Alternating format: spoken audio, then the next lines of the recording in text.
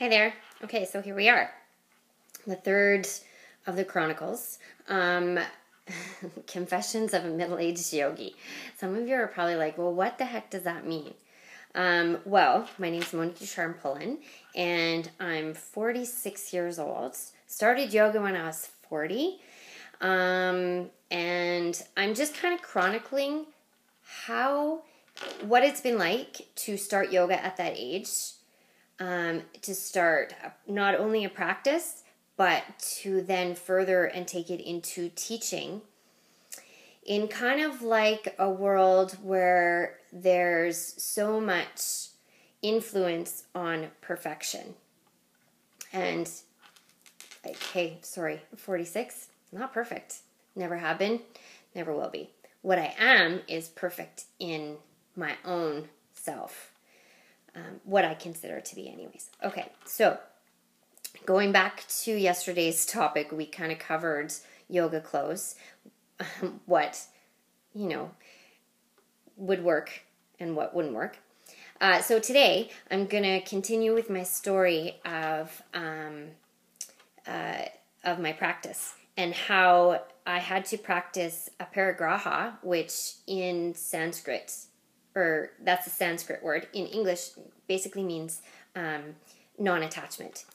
So I learned that pretty quickly when Susie left and went to study with her teachers in Maui. You will hear about them later because her teachers became my teachers. And so many others actually in this yoga community, Kelowna. So anyways, so Susie left and I started taking a lot of classes with Sheila in the Ashtanga practice and with Laura Martini. I brought up Laura yesterday. So that would be more like a power. Now keep in mind that I was still running almost every day. So I was basically only taking on the asana practice. And there are, 8 limbs to yoga. And I had no idea that there were any other practices to yoga besides what we were doing on our mat, as many times a week as I could possibly.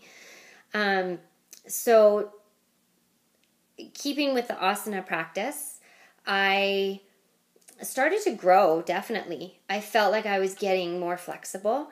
My hamstrings still are the tightest part of my body, which causes issues in my low back. So I'm working on that constantly. But over the time that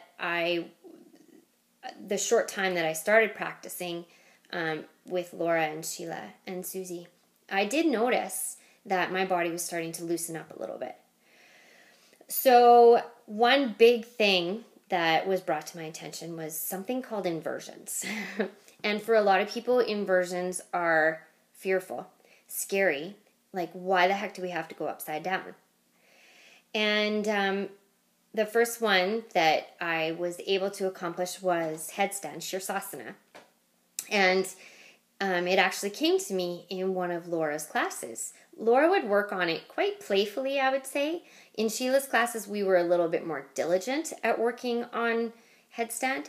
And so, surprisingly enough, it was when Laura was away and Sheila was subbing a class that I got up in the middle of a room on my first headstand. And, wobbled everywhere, was afraid, like no tomorrow, that I was going to fall back. I wasn't so much afraid of hurting myself. I was afraid of hurting my pride, of falling out and making a loud thud and the whole room looking at me. Never happened. And of course I was thankful. But you know what? Numerous times after that time, it did happen. I did fall out. I did make the thud. Everybody did look at me. And over time, I would just shake it off and laugh. So we can't be afraid to fall. We can't be afraid to fall in our practice. Again, that's practicing detachment, is letting go of your fears. Letting go is such a big word because it's not that easy to let go. Anyway, so tomorrow we're going to talk a little bit more about Laura Martini again and her retreat. So Laura does Vino and Vinyasa retreats here in the Okanagan. She also does retreats all over the world, Costa Rica, Bali. She goes all over. Mexico, Sayulita.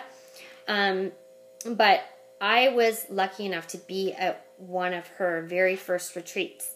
And I think the journey of me getting there and the whole experience is neat. So we're going to talk a little bit about that more tomorrow.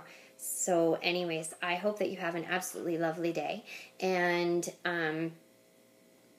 for those that don't know me, I have my own home studio, Purity Yoga. I also teach kids yoga at Moksha. And most recently started teaching at the hospital for KGH employees. So if you ever want to find me, you can check out my website, which is purityyoga.simple.com. But have a great day. Namaste.